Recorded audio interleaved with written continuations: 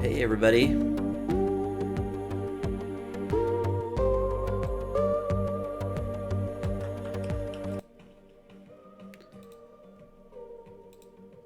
Turn that off for now.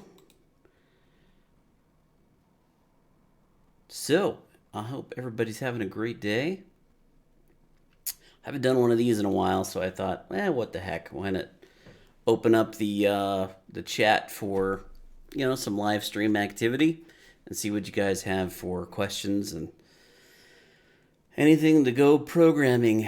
Yes. So, some of you guys know I've been doing the live streams over on Coffee with Steve, and I hope that that's been enjoyable for most of you. Some of you have, and some of you have not been participating in that. That's fine. But if you are interested, you could just go to coffeewithsteve.info and check me out over there. So it doesn't look like I have any questions just yet. I've been trying to fix out. So I'm using Streamlabs for this. It's a little different. Let me see. I'm trying to make it. You should have a way of splitting up the view. I want themes, dashboard. Oh, studio mode. There it is. That's what I was looking for. Allows me to transition back and forth between different scenes, and been looking for that. So, I thought I'd leave it open to any questions, but obviously I have to have a few viewers in order for that to work out. And started out with 3 viewers I saw earlier, and then everybody drops off because, no patience. We can't wait 5 minutes. Who are you kidding me? Oh, hey, I got 5 viewers now. Please, if you have a question, drop it into the chat. I'm monitoring the chat for all your questions, and so please feel free to drop them in whenever you think of them. And it looks like we actually already have our first question. It comes from Essa Jamal. I have one. Why I have to learn or not learn Microsoft Access? So why do I have to learn? You don't have to learn Microsoft Access. You could go with another programming language. I think to get more, I think at the core of your question, which I think might be restated as why should you learn Microsoft Access? The reason why I think that you should learn Microsoft Access is because I think it's a really good entry into application development in general. It's a rapid application development environment which allows you to quickly build things in a pretty streamlined, easy fashion. It gets you introduced to how do you design a good UI, user interface. How do you collect feature requests from your clients and put them into action, right? In a simple way. How do you take those requirements that they have and put them and implement them into something that's usable and creates value for the customer in a quick way? It doesn't require a full-fledged background in programming and software development. It introduces you to the user interface that you need to create for your clients. It introduces you to queries, the SQL language, right? And having some sort of way of aggregating across the data. It has a useful way of putting together reports and forms, and just kind of gets you from that start to finish. How do you build something? And I think that's a really good starting place. If you're looking to go beyond that and you want something more robust, then you have to start asking what kind of applications do you want to start building. And by far and away, the majority of development going on in today's world is web development, right? Like that's kind of, nobody's really building for desktop environments much anymore. It still happens, but you can convert a web application to a desktop application relatively simply. You can also convert a web application to a phone application fairly simply. So the focus has been on some of those more web development frameworks like, React and React Native or Angular and .NET and Java and Node.js with Express. Python is more of a data science kind of thing, but you can still do a lot of web development with Django. Ruby on Rails was popular for a while. So there's been kind of this shift in the industry away from desktop to web. So kind of the utility of access in the development space has definitely dwindled, but it's not gone away. It's still a very prevalent part of a lot of businesses. And you could probably still make a pretty considerable living just doing consultation work in Microsoft Access if you're really good and proficient with it. But if you're looking for like a career, Access is maybe just a starting point. It's a launching pad for you, but it's certainly by no means the end goal and should be the end goal of your development career. It's also obviously very useful to know Microsoft Access in these environments where, businesses are looking for quick solutions to aggregate data and collect data from a variety of sources, from Excel spreadsheets and SQL databases and maybe even some API endpoints and stuff. But I think that you definitely could use Microsoft Access as a starting point, but definitely not if you're planning on an actual software development career. Like that's where you want to see your career. It's a good starting place, but I certainly wouldn't say that that's where you want to focus your attention in your career on. You need to learn something like C# or Java is a really popular one. Java really kind of between C# and Java, which are twins really. The languages are almost identical. If you learn both of those languages, you're going to go pretty far in this industry. JavaScript obviously is another one, which is kind of very similar in syntax to C# and Java. And so there's a lot of crossover between understanding, but there's some different concepts there, like functional versus object-oriented, even though there are objects in Java and there are functions in C#. It's just, it's a good starting point to learn VBA and to get accustomed to building something based upon the client's requests in Access, right?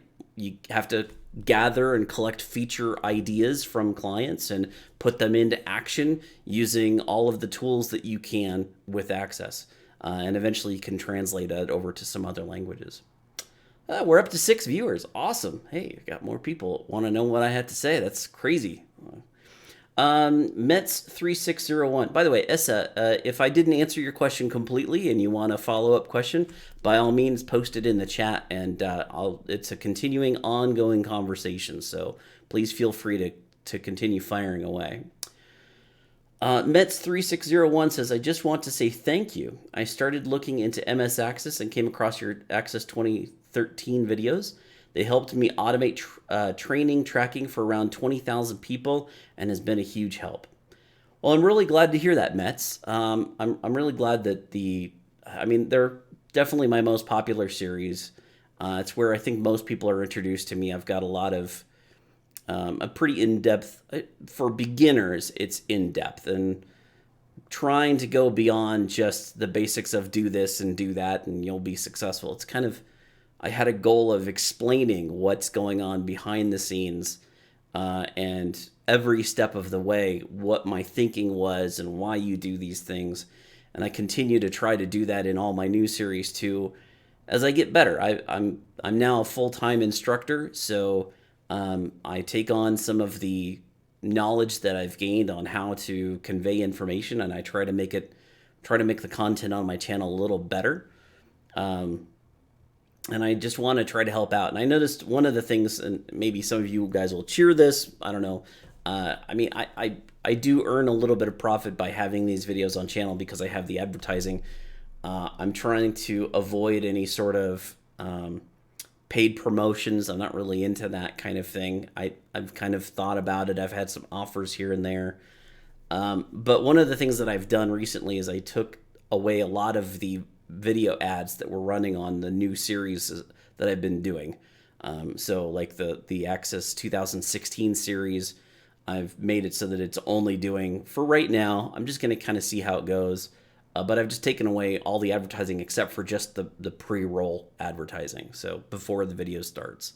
But all the ending advertising and all the middle of the way, all the mid-roll ads, I've taken all that off the new series because I just felt like it was getting overwhelming. I took a look at it from through like a incognito browser. I went through and like watched some of my videos, and I was like, oh my god, I'm just like spamming them. That's not really the goal of the channel. I just wanted to see what's going on, and help out as many people as I could. But if I can make a little money along the way, fantastic. That's not really the goal of the channel. Um, but yeah, Mets, I'm really glad.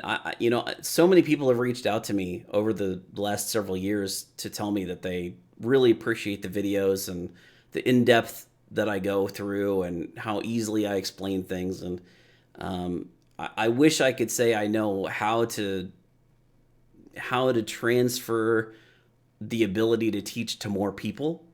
Uh, I don't know. I don't necessarily think I'm the best at it, and I'm always trying to get better at it. Especially in my full time job, I'm now a full time instructor, so I gotta get really good at what I do. But yeah, I'm really glad that a lot of people, so many people have reached out to me, and it's been so helpful. It's advanced my career. I love telling the story about how I got my job at WazU, the previous place that I worked at. I just took basically your guys' comments, like all the comments from one of my videos, the Microsoft Access 2013 introduction video. Took a bunch of the comments and printed them out. Walked into my interview and I laid them out and I said, "This is what the people online think of my teaching ability," and that pretty much sealed the job for me. I had to do a technical interview after that too, but it pretty much sealed the deal. Just having your guys' back, having my back, you guys conveying that kind of information, I really appreciate it because it's helped advance my career. So it's very, very symbiotic. Everything that you guys have expressed as gratitude for what I've done for you, I have tenfold back to you guys because I wouldn't have the life that I have right now if it weren't for the encouragement that you guys give and the feedback that you guys give. So thank you so much to you guys. Robert Miller, I have been programming in Access since 1999. I'm sorry to hear that. No, I'm just kidding.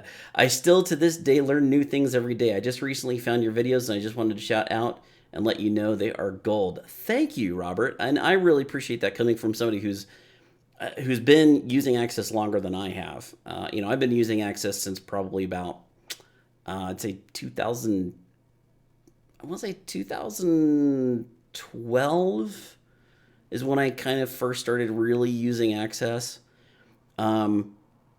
I'd been programming in other things before that, long before that.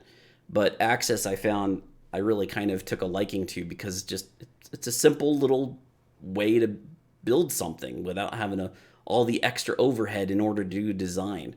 And I really like that about Access. I can understand why the so-called power users really are attracted to it and find it so helpful and useful. Wow, we're up to 8 viewers. Oh my gosh, I feel like what am I, the president?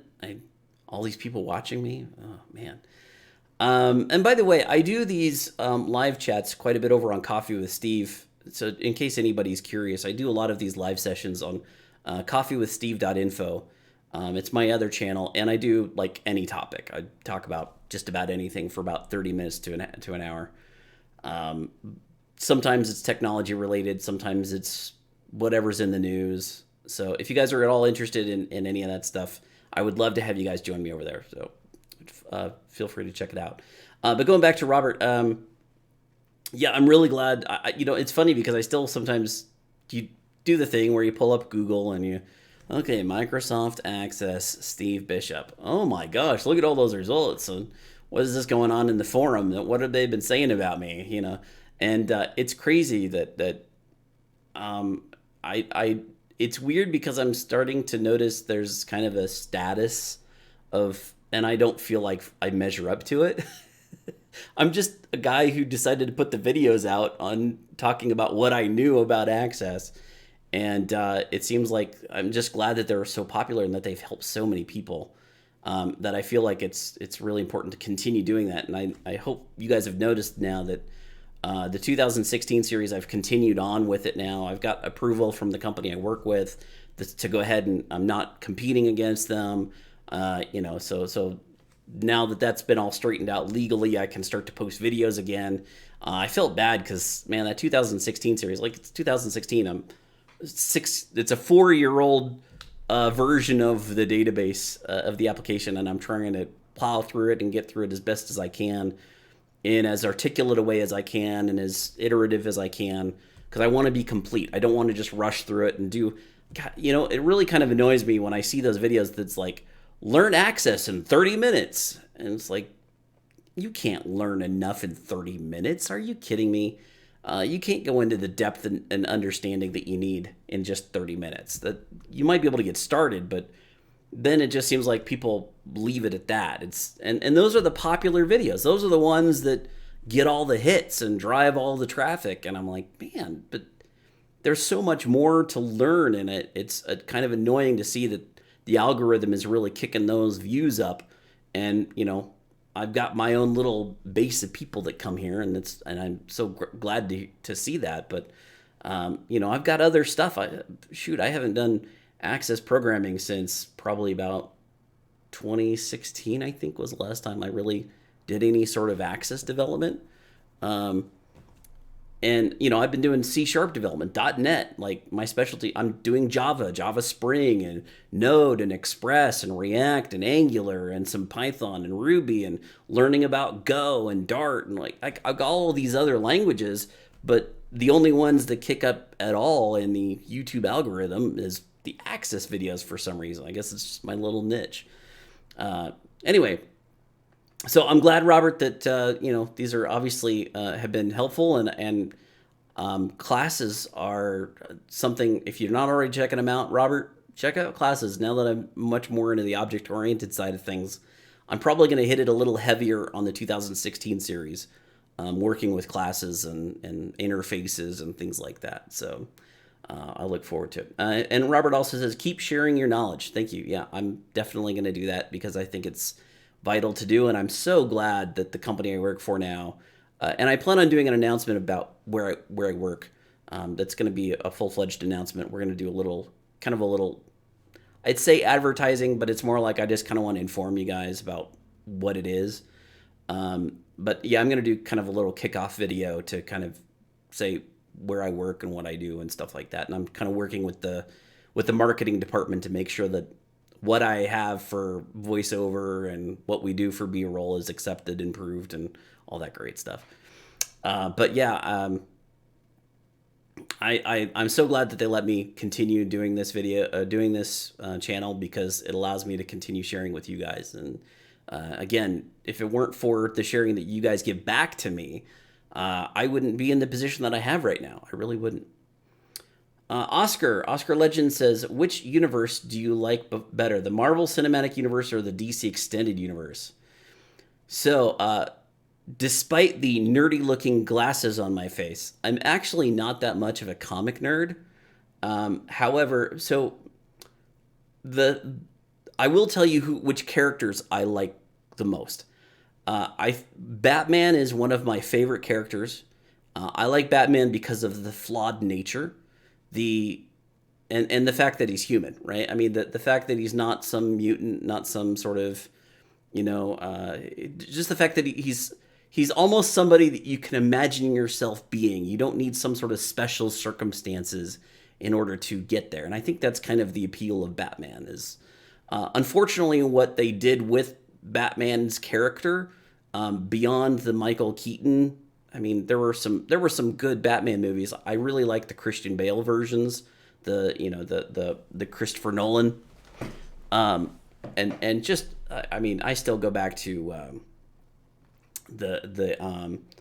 oh, come on, I see his face, but well, anyway, when Christian Bale was playing him, and just the way that visceral feel of Batman really helped revive, I think, the whole genre of, or I should say, the whole DC universe.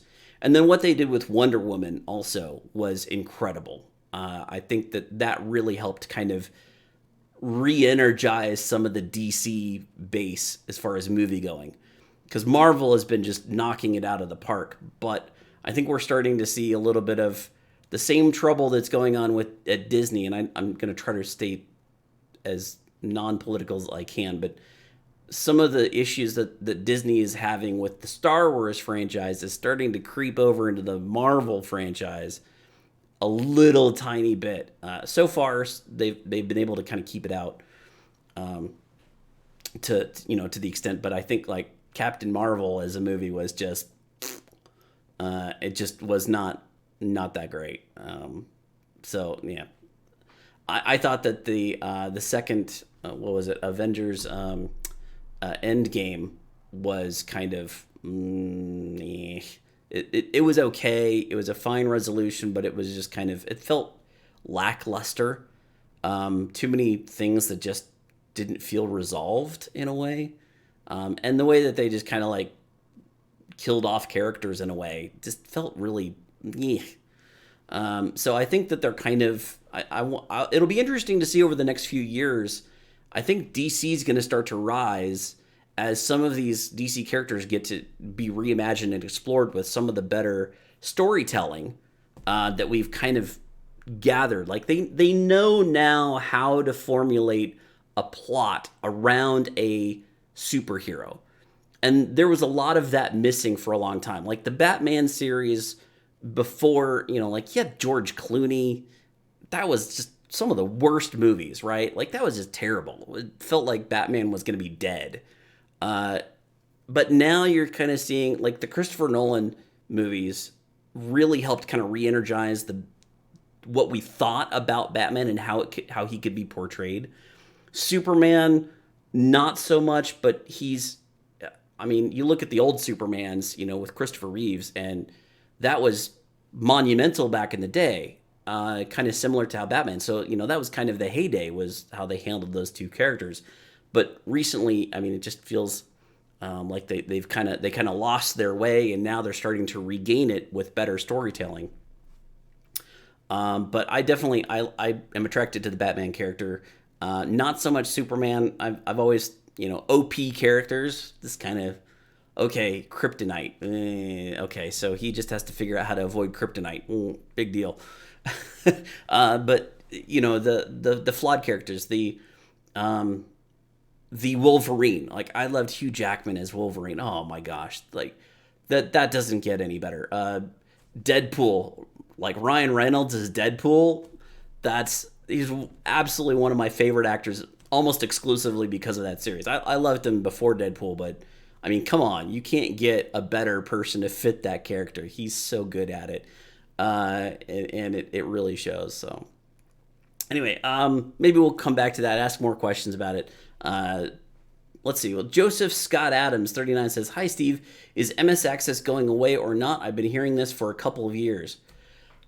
You and me both. I've been hearing it for probably a decade now, I think. Since, like, before I even started working in Access, people were already saying that was coming to an end. So, somebody made an interesting video on kind of a similar subject about all these languages that people are saying are going away and are dying. And like one of them was Perl, yet there's thousands of jobs for Perl, even though it's supposedly dying or dead. I think Access is kind of in that same, it's a very niche product with a very wide user base, right? Like it's, as long as businesses continue to use Microsoft, there will be a need for people to know how to leverage it properly and do the VBA code and write the queries and write the reports and stuff like that and build the forms and secure the databases and expand upon it. There's always going to be that work so long as Microsoft Access is still a product. And for all of Microsoft's attempts to kind of kill it and put people in the online genre, there's too many Access databases already out there in existence for them to totally kill it off. I think that they're really trying to push like Power BI and the Office 365 stuff to try to get you to turn that corner and move off of Access. But I think it's just too popular. There's too many Access databases out there for them to just stop doing it. But at the same time, Microsoft has had a propensity for just shutting things down that are useful. It's interesting to see how Microsoft has changed with Satya Nadella taking over, and the emphasis on open source and developers and trying to be developer friendly. Their acquisition of GitHub is a really major thing, and it's starting to really bear fruit. There's some awesome things that's happening with GitHub because of that acquisition by Microsoft that I don't think many people were really predicting. I think a lot of people were predicting, oh, this is same old Microsoft. They're gonna destroy it. They're gonna acquire it and then make their own version of it, and kind of like they did with the Internet Explorer, and try to just kill things off and do their own version. And that's really not what they've done with GitHub. So with that in mind, what Satya Nadella has been doing and emphasizing on developer support and better product accessibility for developers, and I would not be surprised with the popularity of Access that there might be something down the road to improve it and bolster its accessibility. But again, it's such a small team working on it now, and everybody's trying to move off of the desktop environment and onto web, that I don't know that it makes a ton of business sense for them to continue pushing Access beyond basically how they're already doing. Like, they just basically reskin the same thing, the same product every time. Just add some new bells and whistles here and there to make it a little nicer, cleaner interface to go along with all your other Office applications. But I mean, since 2007, what can you say has changed about Microsoft Word or Excel, let alone Microsoft Access? Like, the software has been basically the same since 2007, and they introduced ribbons. That was like the biggest thing to happen in the last 2 decades. So, and are they going to do something like that with Office again? I seriously doubt it. There just isn't any real serious demand for that. I think the best thing that could possibly potentially happen would be, how do you convert these Access databases onto some sort of Power BI or some sort of online interface? Because in order for them to complete that the life cycle, I think to go to the end of the Access life cycle, you have to get some sort of portability to the new platform that they're pushing, which is the online. So that's entirely possible. Maybe they release something that allows a simpler transition to online, so that you don't have to completely reinvent your Access applications. That would be kind of cool, and that might reinvigorate some of the attention to Access in a little bit, but more along the lines of, hey, we can take all these old databases that are sitting around and finally move them over, and then they could possibly phase out Access. But until they have that kind of solution that is in place that really allows for the transition from off of Access to whatever this XYZ product is, until that actually happens, I don't see Access is really going to go away. It's just going to sit here and atrophy and kind of rot until then. And maybe one day they'll just say, let's cut it off the vine and shut it down. We can't really continue. We've got too many people. We need to move these resources from off of the Access team, Office team, and move them over to online or Azure or something like that. That's entirely possible, but there's still too many Access databases out there for them to, I think, completely shut it off just for right now. That's just where I stand. I still think that the best thing that they could possibly do is figure out a way to kind of recreate Access as a .NET application, and do the same thing with Excel too. Is come up with a .NET version of it on the back end, because as soon as they do that, all those questions go away. I mean, everything just falls back into place. If you can do .NET, then all these Access databases that are out there now get converted over to the .NET version, which means they can be offloaded to actual .NET developers. And then they can say, we're done with it. We're done. or maybe they just have it like as an IDE of sorts for .NET and continue it that way, which would be pretty cool too if they could do it kind of that way. If they made that transition to .NET, and I don't know exactly what kind of lift that would be, because I just don't know enough about the internals working. I know that Access is still COM, and there's some .NET interoperability that you can do, but there isn't like the back end of it. The actual application is not .NET, and what it produces, the VBA code, right? If they converted VBA to actual VB.NET instead, and kind of gave us that opportunity, that would be great. I think that there's a few too many hurdles for them to make that actually happen in a quick way. But if they did, I think that would successfully convert the product over to something that is more extendable and allow them to finally get off of Access, because I think that's what they really want to do. But I don't really know. I don't have deep insider info, so I don't really know.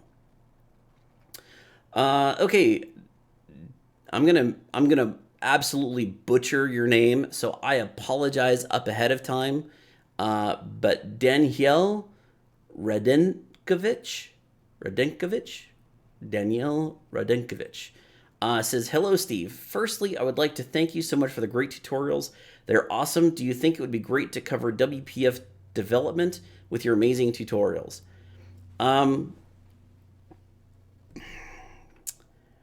First of all, I'm not really great with WPF. I know it, I can use it, I can build with it, I can do stuff with it. That's not really a problem. But I'm not really as in depth of knowledge as on WPF as I am with web development. Like, web development's kind of where business is.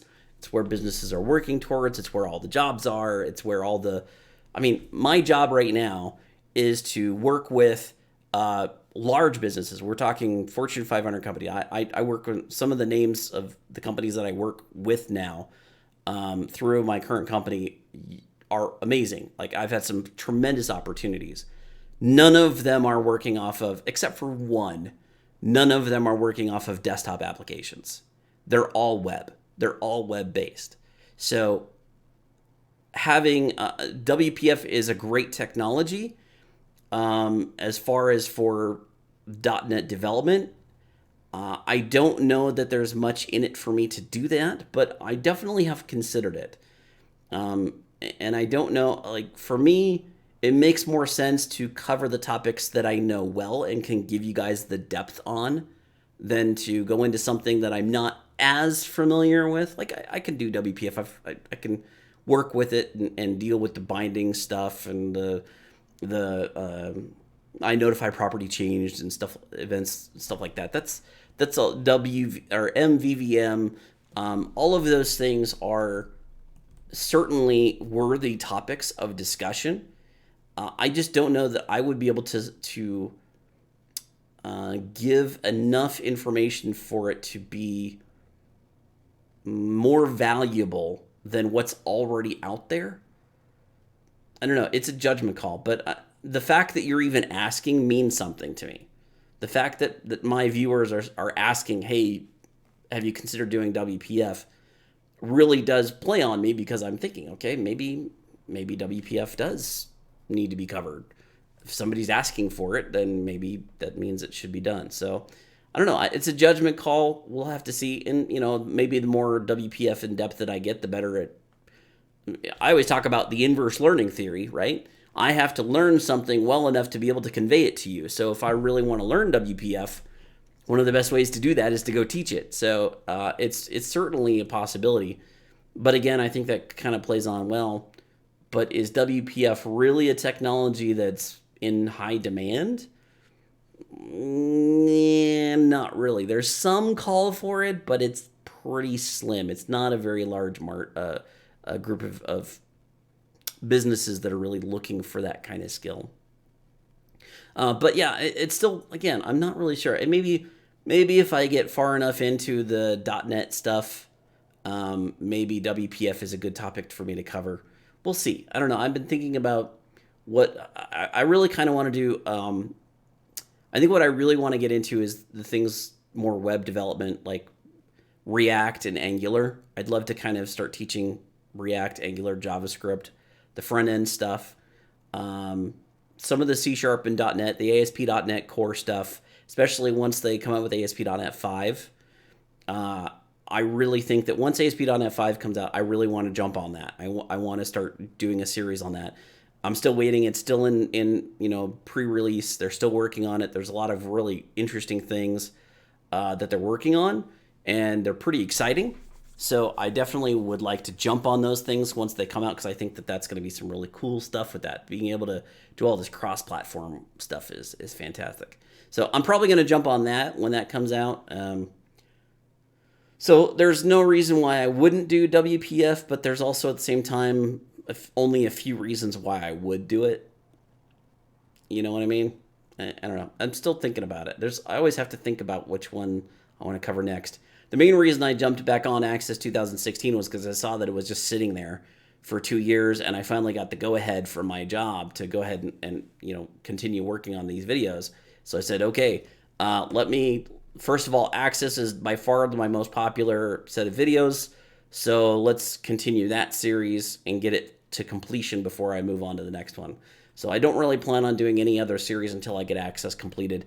I might do a few one-off videos, like another real popular one when I do them is the C# Advanced series, even though I get a lot of blowback. These aren't advanced. And then I'm like, well, did you know it before?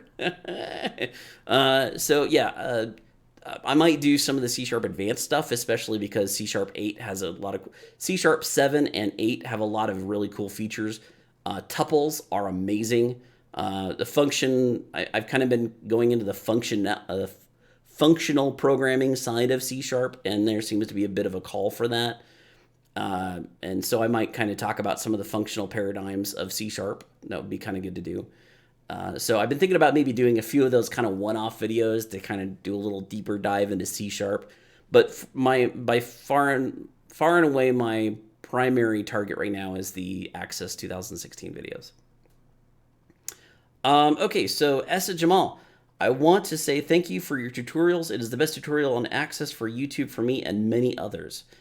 Thank you, Essa. Yeah, and frankly, I'm amazed that they are.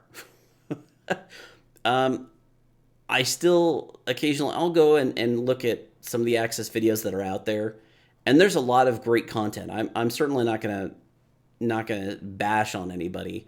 There's some great content out there for Access if you go looking for it. But the thing that I noticed back in 2013 is still the same thing that I notice now. Nobody's really going into any sort of depth on it. It's kind of like, let's show you how to make a form. Let's show you how to make a report. Let's show you how to write a couple queries and maybe do macros. But the VBA side of it is like, yeah, we'll let you watch the Excel videos for that. Okay, but Excel is great and all. And it's boy, I've had a lot of people tell me that I should do Excel videos, which I could do, but it's not really my gig, right? I'm much more into the Access. I think Access is much better than Excel. Honestly, I don't know why anybody uses Excel other than to just like drop table data and send it out in an email. Like, that's literally the only reason why I ever use Excel anymore, is just for that. Or somebody gives me an Excel spreadsheet that they've already got all these formulas in, and I'm like, screw it, I'm not going to build a whole Access database just to reinvent that. But yeah, why would I do Excel when Access is, in my opinion, a superior product that is far more robust and far more programmer-centric than what Excel is? And don't get me wrong, I think Excel is great. And the things that people can do in Excel, some of the things that I see people doing in Excel are absolutely amazing. I watched one guy program in Excel so that the cells, he basically created a picture. I think it was like a JPEG or an IMP or something, or an IMG or something like that.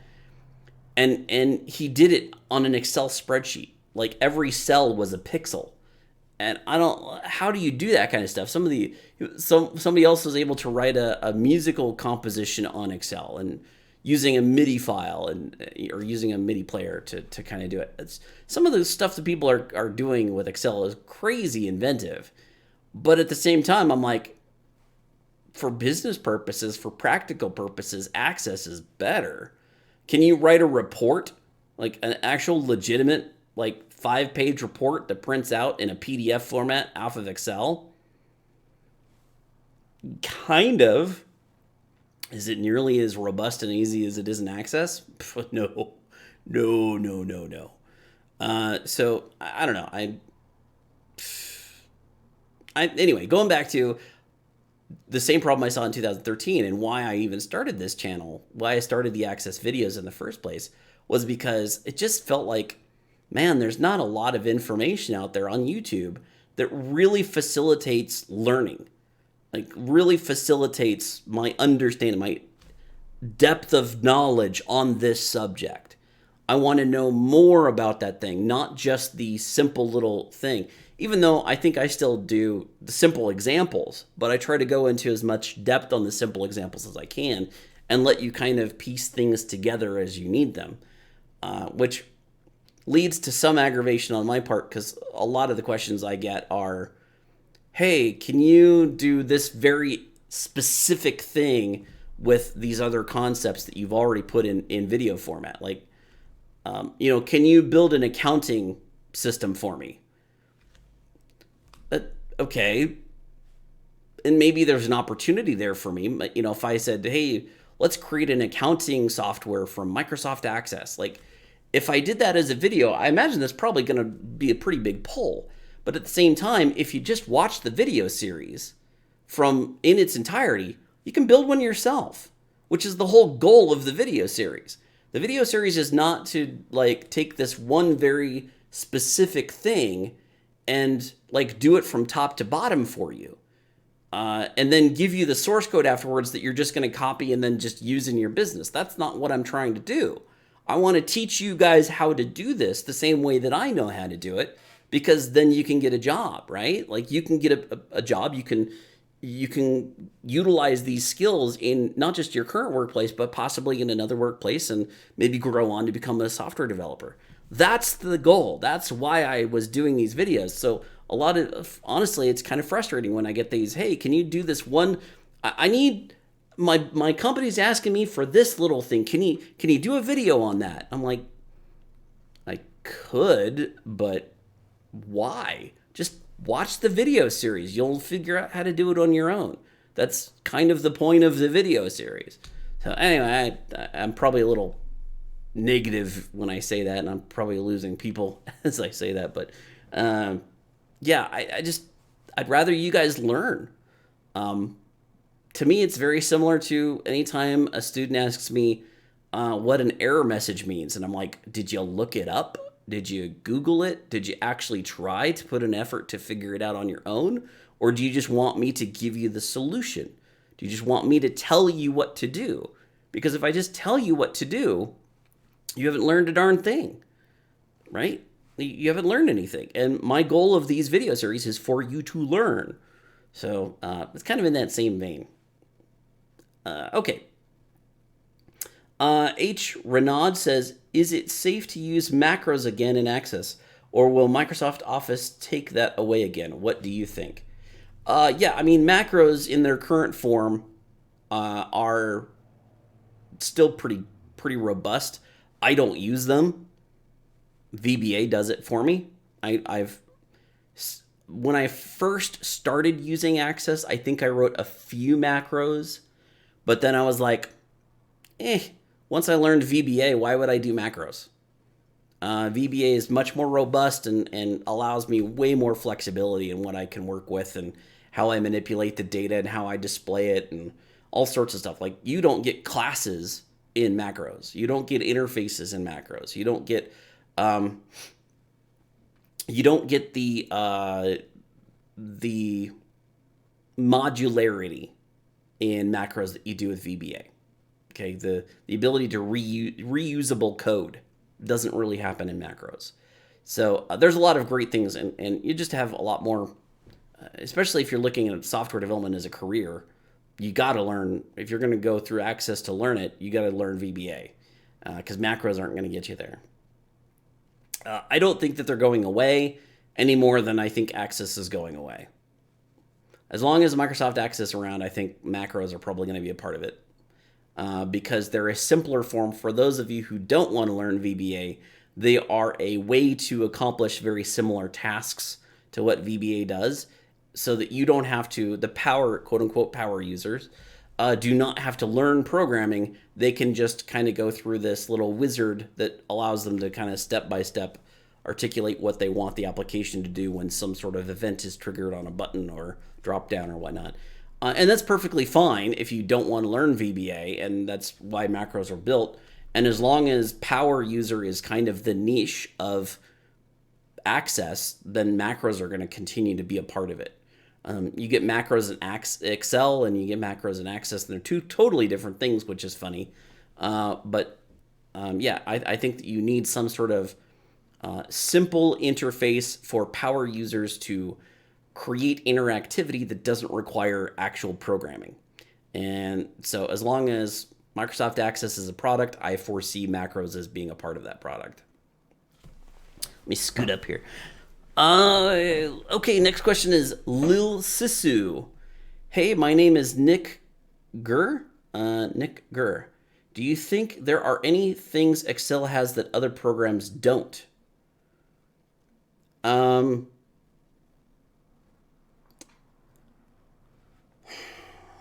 I'm not really the Excel expert. Again, like I said, mostly all I ever use Excel for is to copy and paste data from out of like a table and send it, or even better, programmatically export a query to Excel. Yeah, do that all the time. Are there any things Excel has that other programs don't? I'm assuming that you mean like compared to Google Sheets. I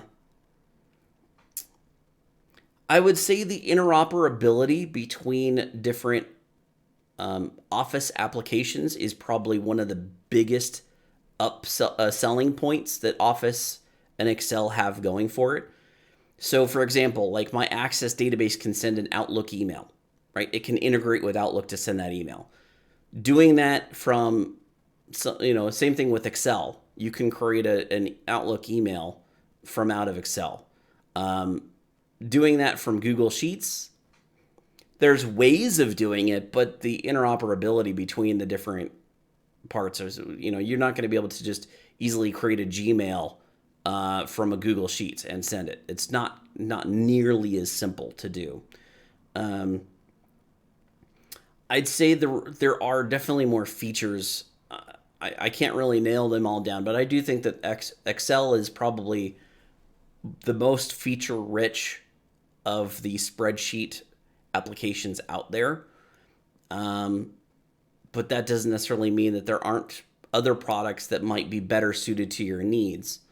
One of probably the main benefits of Google Sheets is the fact that you can easily share a spreadsheet with anybody online without having to email it to them, right? It's not a file attachment. It's just simply, here's a link, go to it.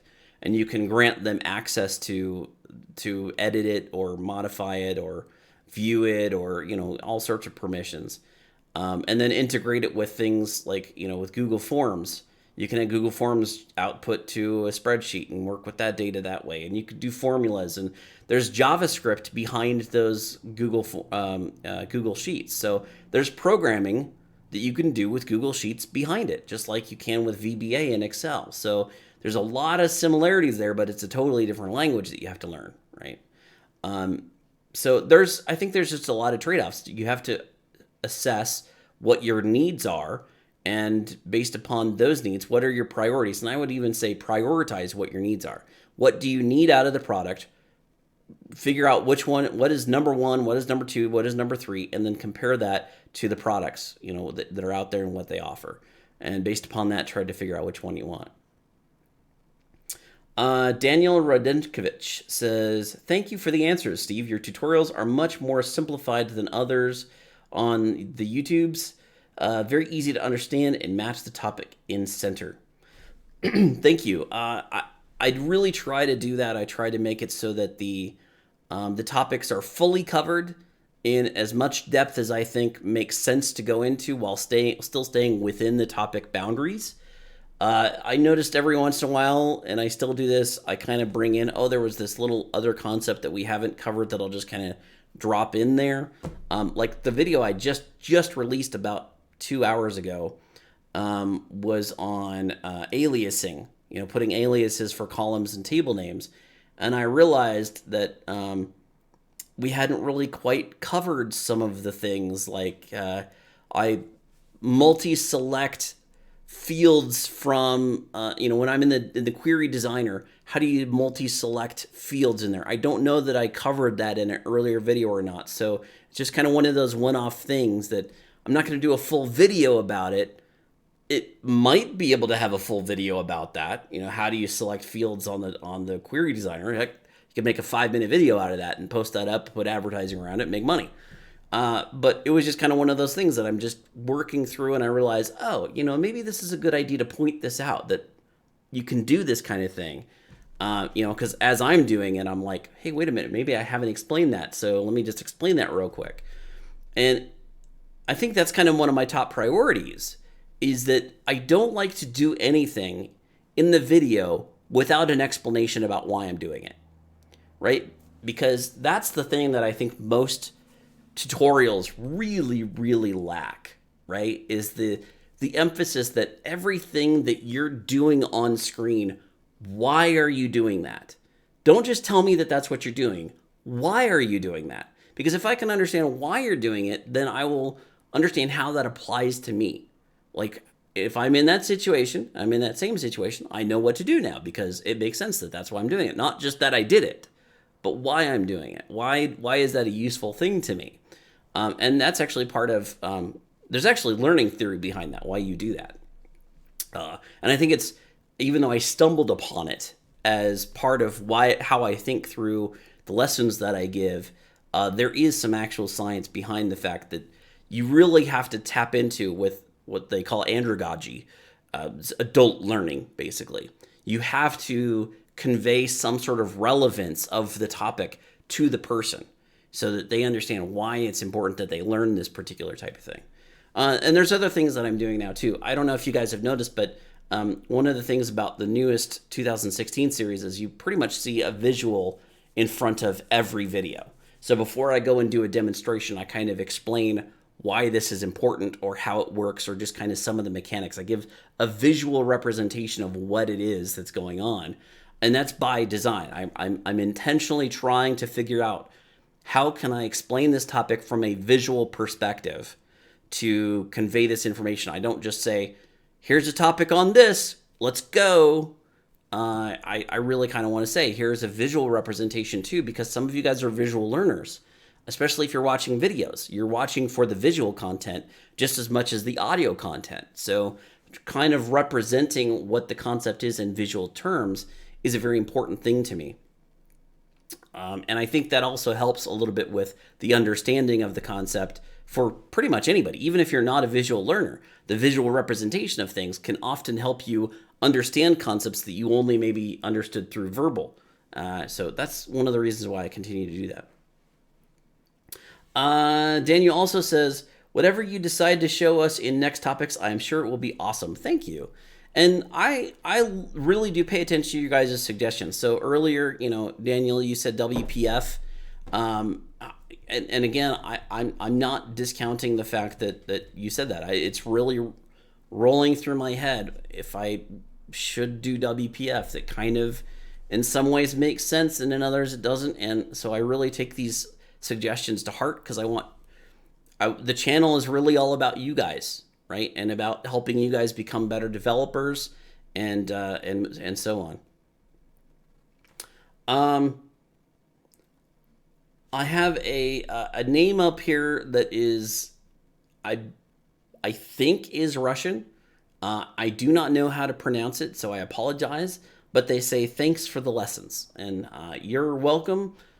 However you pronounce your name, I apologize. I do not know what language that is. Again, I think it's Russian, but I'm not entirely sure. But I am grateful to you guys again for being a part of this and showing up and watching these videos and giving me your feedback and all that great stuff. You guys are absolutely wonderful. And, if I can continue doing some of these live videos, live sessions, I think I will, because I think these Ask Me Anythings are cool. And giving you guys the opportunity to reach out to me and ask me some of those questions that you guys really want to know. I definitely want to do that. All right, so we're at 7 viewers. I've managed to get through everybody's questions so far. I don't want to wrap it up until I give everybody a chance to ask all the questions that they have. So if you have a question, now is the time. And I know there's a little bit of a delay, so I'm going to wait for some people to continue posting up. So the name is Ukrainian. So first of all, I totally apologize then that I said that your name looked Russian, because I know that there is a lot of angst between Russians and Ukrainians. So I apologize if I've offended you in any way by suggesting that your name is Russian. I really apologize. Okay, you're Ukrainian, and I've known some Ukrainians throughout my life, and they're a very gregarious group of people. So I can only imagine they're some of the best people. They just know how to. You Ukrainians, you really know how to have fun. You guys know how to kick back and enjoy yourselves, and that's I've had my fair share of good times. So thank you very much. Netmanco says, any plan to teach Tableau, even though it is not really programming? No, I have no intention of teaching Tableau. As of right now, things are always fluid. Things could always change. My job might say, Steve, you have to go learn Tableau so you can train it. That might happen next month for all I know. That's the kind of job that I have right now. Is I teach a lot of different things to a lot of different companies for a lot of different reasons. So right now, Tableau is not anywhere on my radar. It's not anything I know the first thing about, honestly. It's not really in my wheelhouse. But that being said, in a few months, I might be the professional at it. I might become the most proficient Tableau expert you've ever met, and I'll think, yeah, that's a great video series, because there's not a lot of great videos out there for Tableau. Kind of the same way that I decided on Access, right? Like, hey, I'm not the greatest with Access, but I know a little bit about it. Looks like all the videos out there on YouTube aren't really covering it the way I'd like to cover it. So I started covering it, and it grew the popularity of the channel. So maybe Tableau is just the next little niche product that really, really needs some in-depth knowledge. So again, I'm not going to discount anybody's suggestion. And again, the fact that you even mention it gives me pause. And I know that it's a very popular product out there, especially for businesses. So although right now I don't have any intention of covering it, that could change based upon my job and where I'm led to and what type of content really looks like needs to be put out there. Mets3601 says, this might be a little niche, but any chance there could be a video on using Access to fill PDF fields? So that's a tough one, because you have to have Adobe Acrobat installed or some sort of professional paid version, essentially, of a PDF in order to edit a PDF, right? To take a currently existing PDF and edit it. I recently actually just helped out somebody, and I'm not going to say their name, but they are in the Air Force. They were actually needing, for COVID-19 response, they were having a PDF that needed to be filled out, and I did my best to help them out with that. There's a lot of intricate problems. There's a lot of little gotchas along the way, and they're very specific and explicit to the computers that are running the software. You can have something behave perfectly fine on my laptop or my desktop, and then you try to go do it exactly the same way, follow the exact same instructions, and it just doesn't even come close to working. And you have some sort of error that's almost impossible to resolve. And Adobe is not exactly the greatest with their documentation for Adobe Acrobat.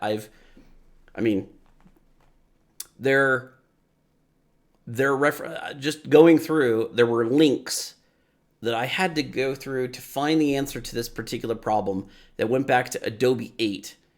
And in the Adobe 8 documentation, there were links to 404s on the website. So like, hey, you just have to follow this guide. Click on the guide and it's not there. So that's kind of a serious problem. And I have a difficult time going into something that I think is going to be, even though I think that's a really good, that's a really good topic if it can be done right. And I would have to really dig into that one to do it. But the fact that I'm saying all of that means that there's probably not enough video content out there covering it right now. God, all these ideas are really good for videos to cover. And even though my reluctance is to say no, I'm like, wait a minute, but it's actually kind of a really good idea. Because the fact that I'm saying no means a bunch of other people are probably saying, nah, I don't want to cover that. That's too much. So if you do it and you do it right, you can get some pretty amazing popularity off of videos that cover things well when there isn't good coverage of it right now. I'm going to have to really think about that one. And how I could do it right. How I could do it in such a way that it wouldn't lead too many people to too many errors. Because the last thing I want is a comment section full of error questions. Hey, when I got to this point, I got an error. When I got to this point, I got an error. Like, I have no way of solving that for you. I really don't. I don't have an answer. Because until you and I hook up to actually review that exact piece of software and see line by line what's going on in your code and what your setup is on your computer and on your PC, which version of Adobe Acrobat do you have installed, which version of Office do you have installed, how are you instantiating your objects, what are your references to Adobe Acrobat, are you instantiating the objects properly, are you creating the correct variables, are you defining them correctly with your dim statements. Like, there's just a ton of other things that are not mentioned in that comment that makes it impossible for me to answer that question. Like, I got this error. Okay, great. I have no way to help you based upon that. I don't. Unless you and I do a live one-on-one session where we walk through everything, I have no way of solving that. And I'm sorry, but I don't have that kind of time to do that for everybody that has a question. So I have to be very careful that the videos that I produce are as sound, as error-proof as possible when somebody goes through it, so that I don't encounter a ton of questions. Because when that does happen, people start to look at the comment section and go, oh, well, this video must be crap because all these people have a bunch of errors. So clearly this wasn't explained well enough. And the other thing is, not enough people, in my opinion, actually solve each other's answers. You get somebody that'll ask a question, and sometimes I don't answer it right away to see if anybody else will jump into it. And it's pretty rare that anybody does, which is kind of frustrating because that's an opportunity.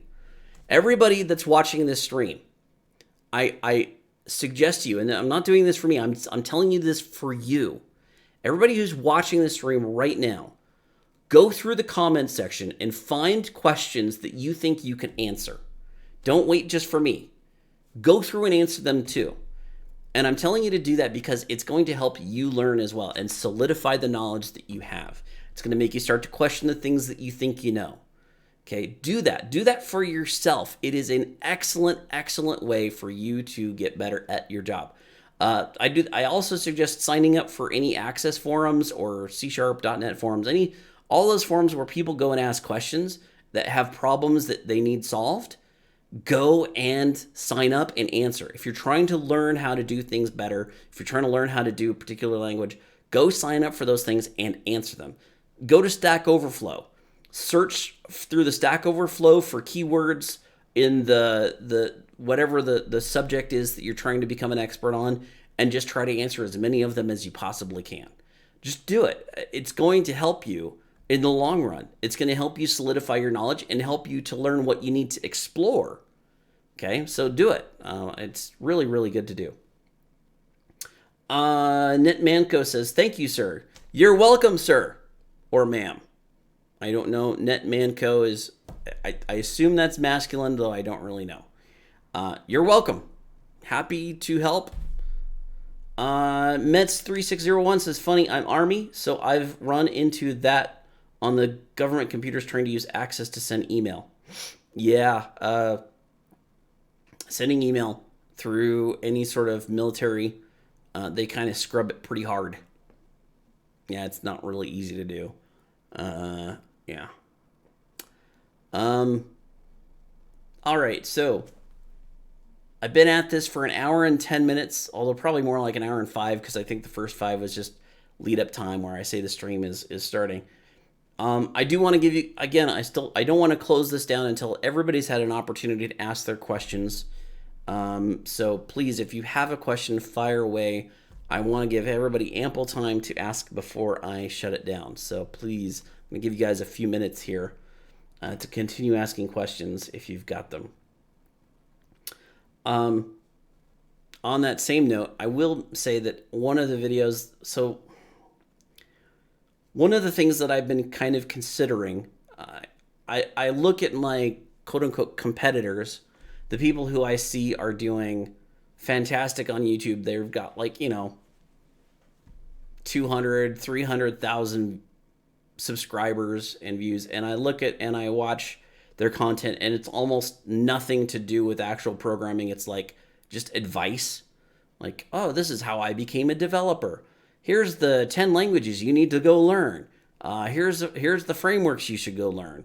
Why did I leave Google? Like all those kind of questions that they're putting up, and they're getting ridiculous amounts of views on this.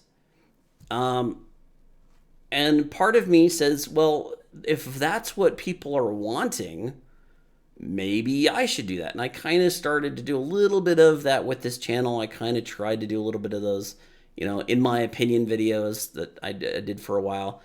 And one of the things that I saw was that whenever I would do like these in my opinion videos, I'd see the subscribers leave when they would watch those videos. They'd leave my channel. And I'm like, are they just thinking that am I not giving them the right advice? It's just such a strange thing that people would not, what I assume is really highly valuable content, they're leaving my channel over, which is really, like, there's some cognitive miss there. I don't know why. So oh, Xojo. Yeah. I'll get to that in just a second here, Daniel. But I can't quite figure out why these other channels are so popular when they're not really putting up any content that I would say is really informative. Like, yeah, there's some bits of information in there, but nothing that I'm just like, oh, wow, I didn't know that before I watched this video. Yet they're getting tons and tons and tons of views. And then when I try to do something similar, I lose my viewers. So I guess what I'm trying to say is am I missing something there? Are you guys coming to the channel just strictly for the tutorials, and you don't really care about any of the advice or any of the insider information or any of the explanations about what's going on in the industry or the news? Or, I mean, is that just something you guys don't care about when you come to the channel? Because I'm kind of at a loss why all these people that are doing no tutorials at all are way more popular than what I think I've been doing, which is much more informative and helpful, and like actually you can build a career off of learning this stuff. Whereas these guys are just like, how do you, what are the top 5 questions in an interview? And then, of course, when you go into an interview, you're not going to get any of those questions, right? You could prep all your life based upon those videos, watching them endlessly, and still go in an interview and not get those questions. Like it doesn't make any sense to me that that's it. So I'm kind of curious. What do you guys think? Do you like? Do you guys watch them? You know, and is there a reason why you think that this channel doesn't really have that appeal, or do you think maybe I just didn't give it enough time? Maybe I just need to do more of those kind of things. I have the Coffee with Steve channel, which again plug that I guess.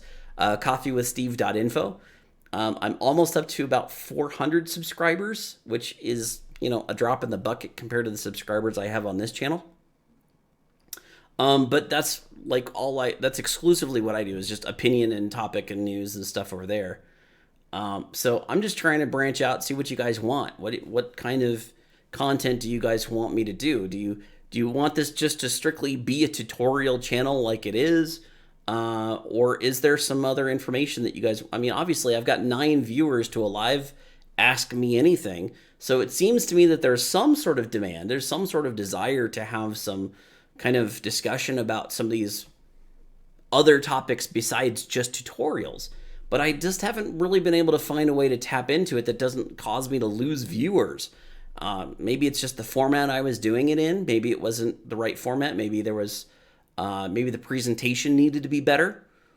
So please, I'm going to leave that up to you guys. Please feel free to answer my question back to you in the chat. What do you think is the reason why people maybe not wanting to watch my channel for any of those kind of informative videos, and only the apparently access videos are really the only popular thing that's on my channel? Xojo. So Daniel asked me about Xojo, and I think, Daniel, did you ask me this? Somebody else asked me this. I can't remember exactly where, about Xojo. And I was thinking, it might be a good idea to do a video on how I would go about researching a product. Because that seems like an interesting thing to me, is how would you, or somebody who might be new to the industry or trying to figure out the answers to these things, maybe not covering Xojo specifically, but how would you make a determination as to whether or not a particular product is the right product, right? That's a pretty big, hefty question, and I think I have some things to say about that. So anyway, Xojo, and I don't have my screen share. I don't have a screen share scene. Let me create a new screen share.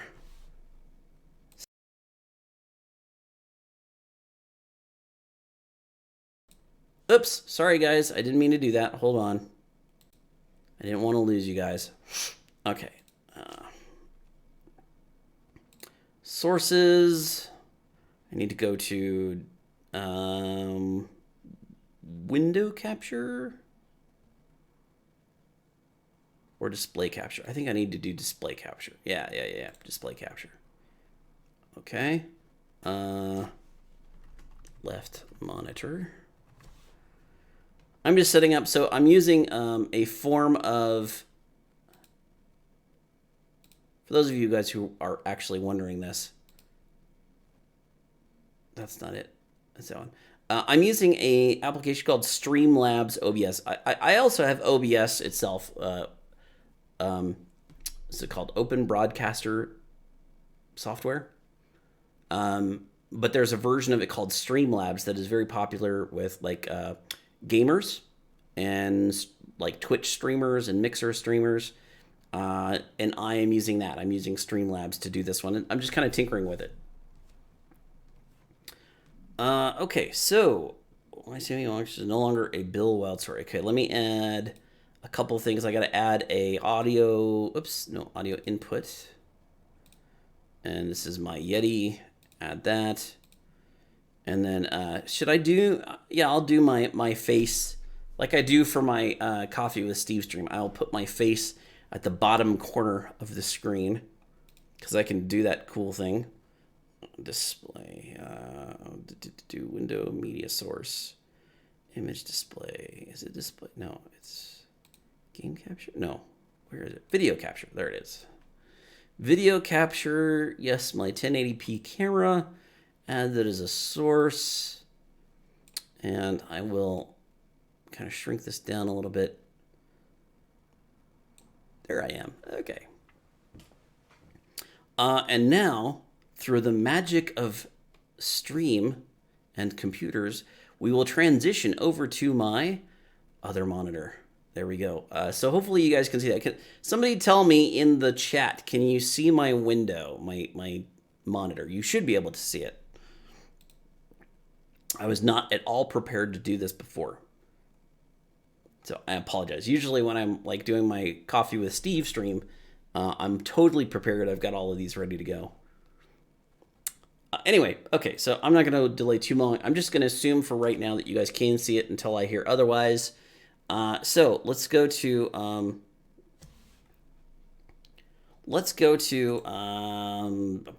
so okay, I'm using startpage.com for now. By the way, a couple things. So some of you guys know I'm a very big advocate for the Brave browser. I love the Brave browser. But that is not what I'm using right now. I'm using the Edge browser, which I have been kind of exploring and tinkering with and trying to get to know a little bit more about it. And I have to say, since Microsoft has decided to move Edge over to Chromium, it's the bee's knees. It's really, really good. I think this is a better browser overall than most others. I still like Brave a lot because of some of the security features that are just kind of built into it. So I still primarily use Brave, but I've been tinkering around with Edge and I really like it. So anyway, I use startpage.com as my currently. I was using DuckDuckGo for a while, and they're okay, but I was finding that the results were not quite as robust. Startpage, for those of you who don't know, startpage.com is essentially Google, but without all of the user data, right? Your information is not being stolen. Okay, so like here, I created as a kid, we were taught not to touch stuff that doesn't belong to us. It's a good guideline. Anyway, it's basically a more secure version of Google. You get the same results as Google, but you don't have any of the user privacy information, problems that you do with Google. So anyway, using Start Page. So I'm going to type in Xojo, Xojo. And okay, so a couple things. The first thing that I like to do, if I'm just looking for basic information, there is usually something on it in, Google, and Start Page like to do this little thing where you can click on this main link that's going to give you kind of the overall impression of things. So this is Wikipedia page. Xojo programming environment and programming language is developed and commercially marketed by Xojo of Austin, Texas, where software development targeting Mac OS, Microsoft Windows, Linux, iOS, web. So we're getting cross-platform, which is never a bad thing. 1997 FYI software founded Jeff Perlman bought Cross Basic. So that's a form of Basic. I don't know how many freaking versions of Basic there are out there. Basic is just one of those languages. We use VBA, right? Visual Basic for Applications. It's a version of Basic, which means Cross Basic is going to be very similar, although there's going to always be differences.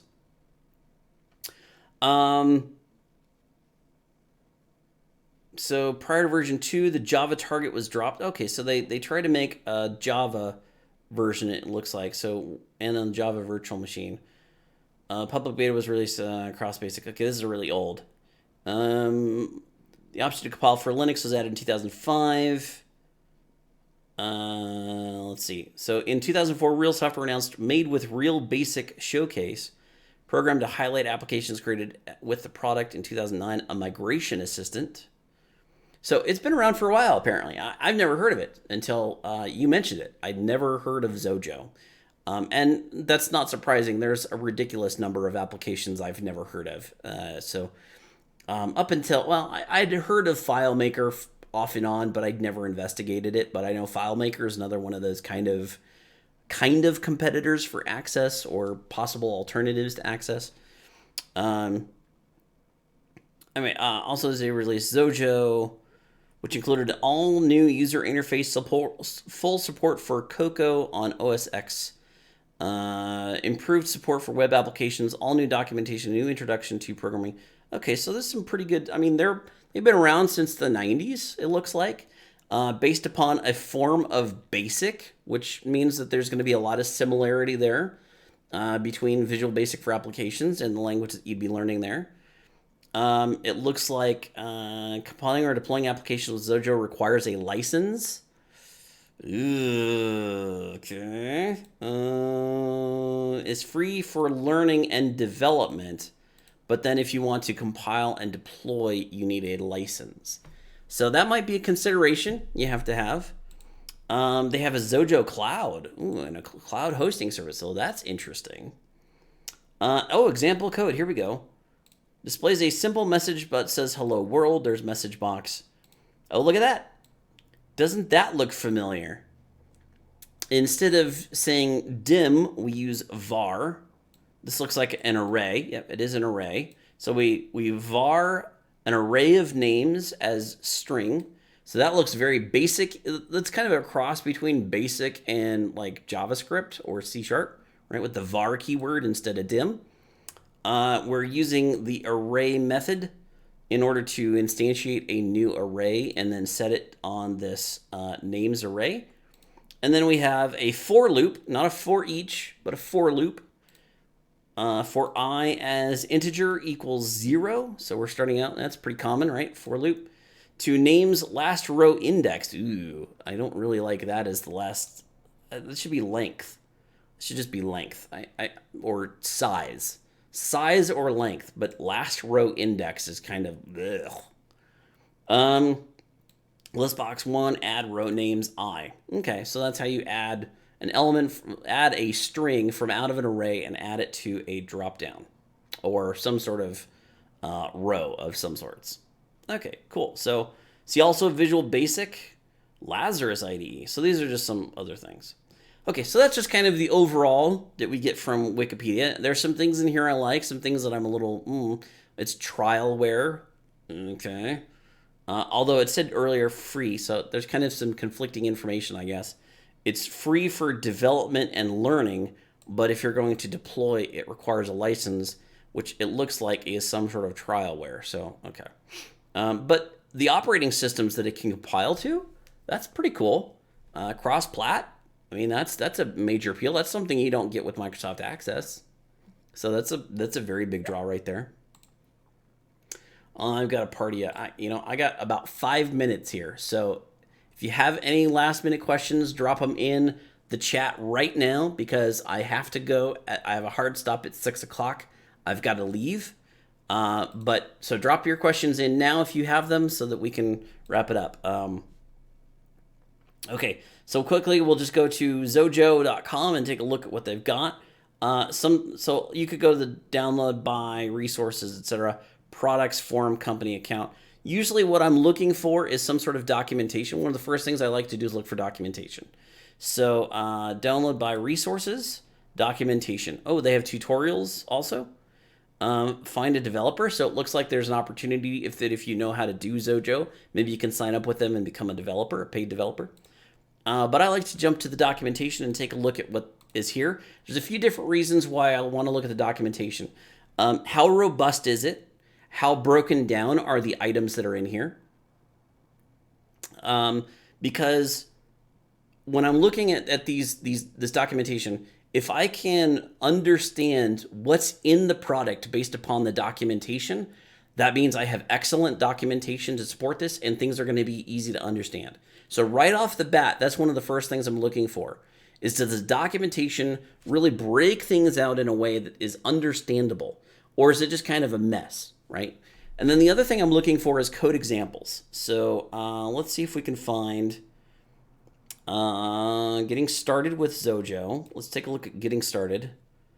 Download Quick Start for desktop apps, Quick Start for web and iOS. Fundamentals covers the IDE, its editor's programming language. Let's take a quick look at, oops, that's not what I wanted to do. Fundamentals, real quick. It's kind of a wiki, right? So a lot of hopping around, it looks like. Xojo programming language, writing code. Where does the code go? I'm a beginner programming. Okay, so, enumerations, modules. Okay, properties, methods, repeating code, code flow, comparing values. I don't see anything in here on classes, but I do see modules. Let's see what kind of modules we got. Modules, obviously, in Access are what we call static classes in C#, right? They only have one of them. So modules in Visual Basic for applications and Visual Basic in general is just kind of like a static class. Adding methods, adding constants, adding other items, scope of items, products extension methods. Oh, there's extension methods. Interesting. Namespaces. So very basic-y, very typical programming language kind of things. I don't see anything about constructors. I don't see anything about classes or interfaces. Extension methods are interesting. I'm actually not a very big proponent of extension methods, although they have their usefulness. Yeah, I think I want to kind of go over this in a little bit more depth. I think that it might be worth your while looking into. If you're interested in an alternative to Access, it looks like a pretty good alternative. Okay, so just kind of wrapping up because I got a hard stop at 6 o'clock. I got to go. Daniel I'm sorry, I keep mispronouncing your name, I think. But Daniel says, yes, it's pretty long time on the market. Actually, Real Basic was the first IDE. It was the only trial for free, I believe, when I started to learn programming after I moved to .NET.